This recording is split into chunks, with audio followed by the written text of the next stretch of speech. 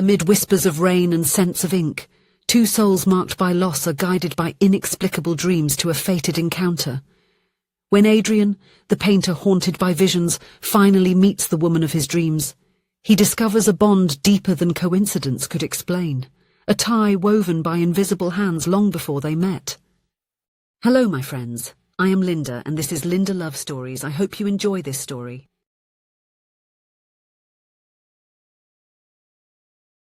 The doorbell tinkled softly as Adrian Calloway looked up from the easel.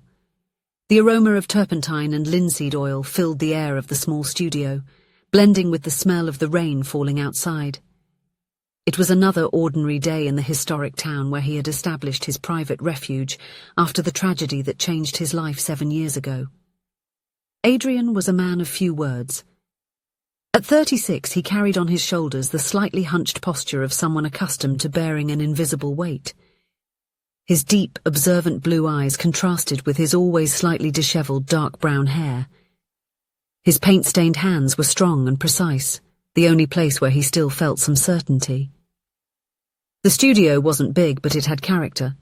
Tall windows allowed in the natural light that Adrian so valued, and the exposed brick walls supported dozens of canvases, some finished, others in progress, like thoughts interrupted in mid-course.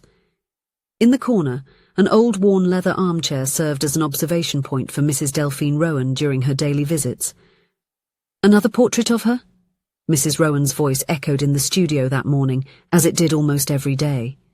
At 68, the former seamstress had a face marked by wrinkles that seemed like small maps of an intense life. Her grey hair, always tied up in an impeccable bun, and her agile hands still carried the precision of someone who spent decades handling needles.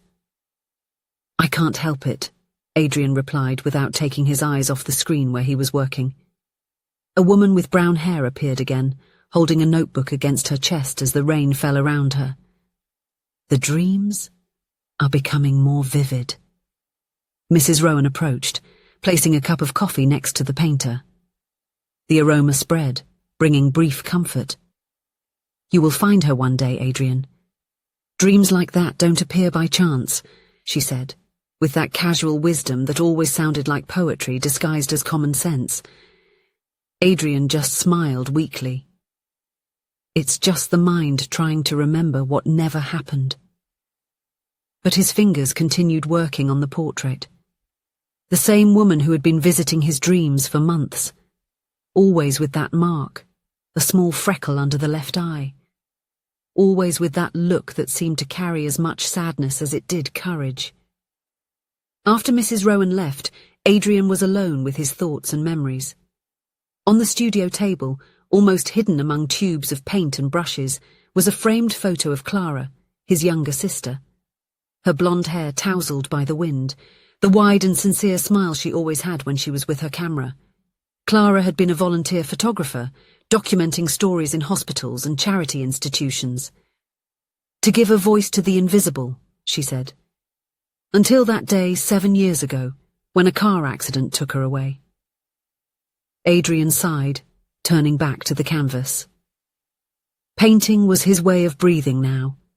People called his style melancholic realism, even though he always felt it was less realism and more recollection, even when he painted a woman he had never met except in dreams. The afternoon was advancing, and the smell of turpentine seemed heavier than usual when the doorbell rang again. Adrian looked up and time seemed to fold over itself. There she was. The woman from the dreams, in the flesh. Soft brown hair falling over her shoulders, the freckle underneath her left eye. She wore a beige overcoat, slightly damp from the rain, and carried a worn leather bag that seemed to hold much more than personal belongings, perhaps stories, perhaps secrets. "Good afternoon," she said, with a voice that sounded like a distant memory. "I'm looking for a painting to gift my aunt, something like a landscape, perhaps." Her voice trailed off when her eyes landed on the easel. Immediately her expression changed, surprise, confusion, a touch of fear. "This is impossible," she whispered, approaching the canvas. "This woman, it's me." The air between them seemed to change in density. Adrian felt his throat dry up. "You've never been here before?" he asked, his voice low and controlled, trying to hide the storm of emotions. She shook her head, still staring intently at the painting. "No, but my mother used to draw me like this, standing in the rain. She said it was her way of praying, for me to find light even when everything seemed grey." She introduced herself, Ilara Whitmore, 32 years old, art restorer and painting teacher. Something about that name made Adrian freeze. Whitmore. He remembered that name. Clara had volunteered at a hospice, photographing patients and their families. One of them was Margaret Whitmore. "Sorry if it seems strange," Adrian began, the words coming with difficulty, "but I've been dreaming about you, for months. That's why I painted these pictures." He gestured towards a wall where several canvases depicted the same woman, Ilara, in different situations, all under rain, all with that look combining vulnerability and strength. The woman in the rain, the reader, the light of waiting. Each title carefully written on small plaques under the paintings. Ilara approached the canvases, her fingers trembling slightly as they almost touched the painted surface. "How is this possible?" she murmured, more to herself than to Adrian. "I don't know," he replied honestly. "I only know I needed to paint them."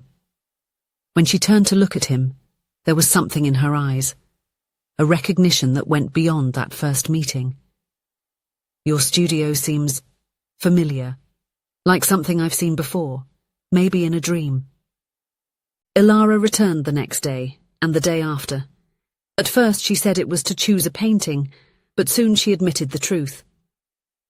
"There's something here that brings me a strange sense of belonging," she confessed while watching Adrian work on a new canvas. Gradually they began to talk. About art, about loss, about the strange way time can intertwine two lives until they finally meet at the right moment. Adrian noticed how she tucked a strand of hair behind her ear when she talked about her mother, Margaret, a dedicated nurse who had passed away 3 years ago. He also noticed how his own heart seemed lighter when she was around. "My mother loved art," Ilara shared on a rainy afternoon, as she leafed through one of Adrian's art books. She filled notebooks with sketches and prayers.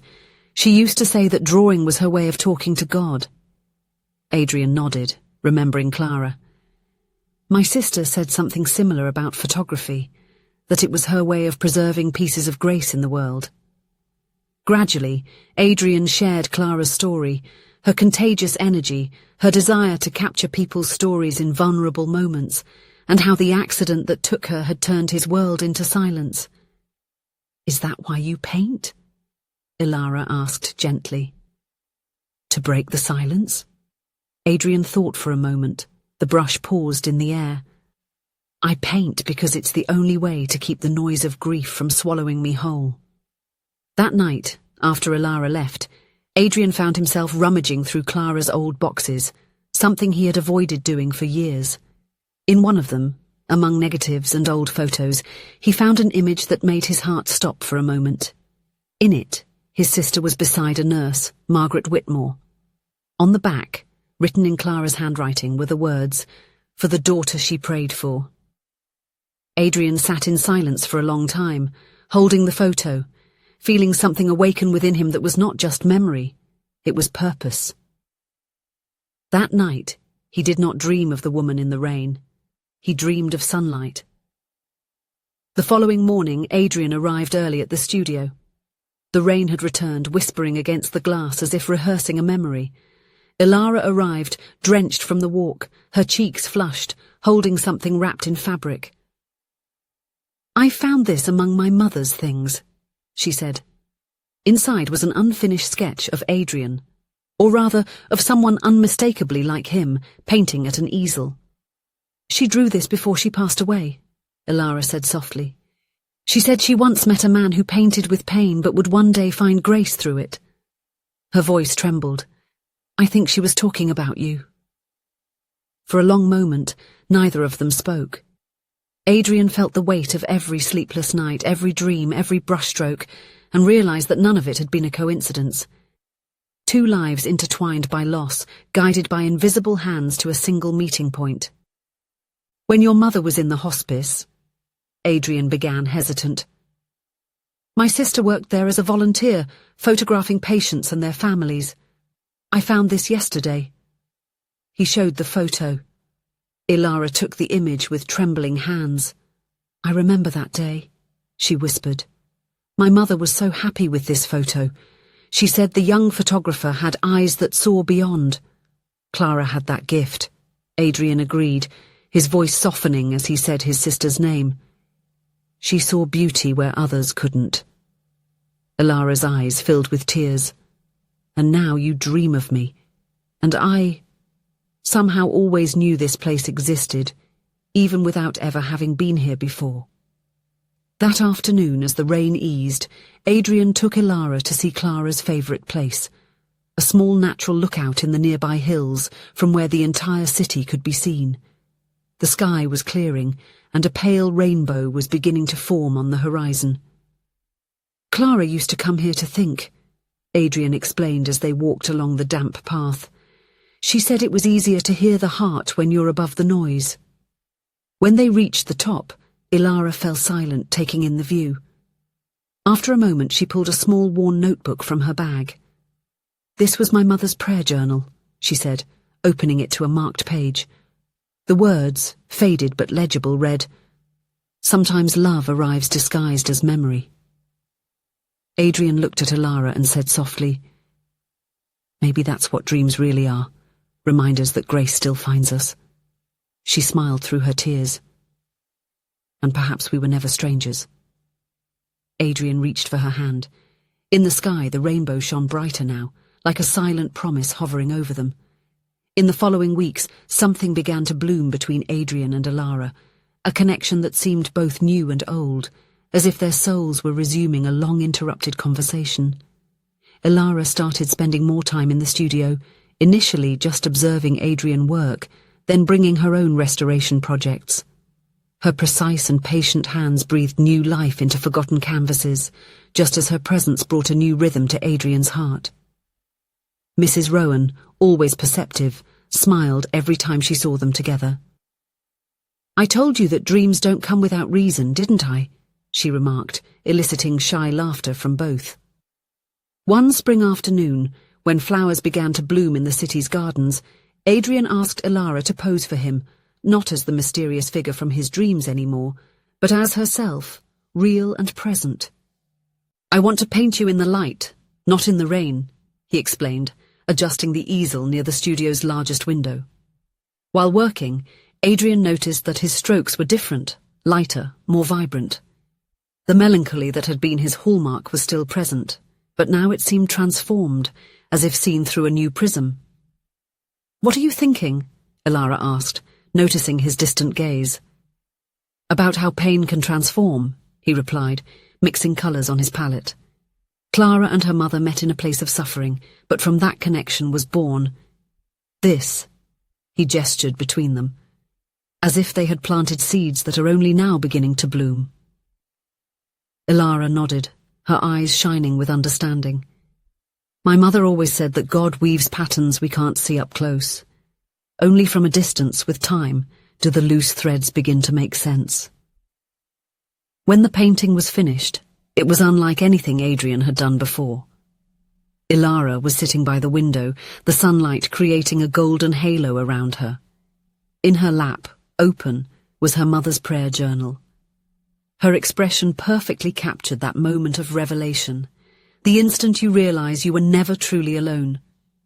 Adrian named the work Encounter, and when he exhibited it in the small-town gallery, it was the first time in 7 years that he felt truly proud of something he had created.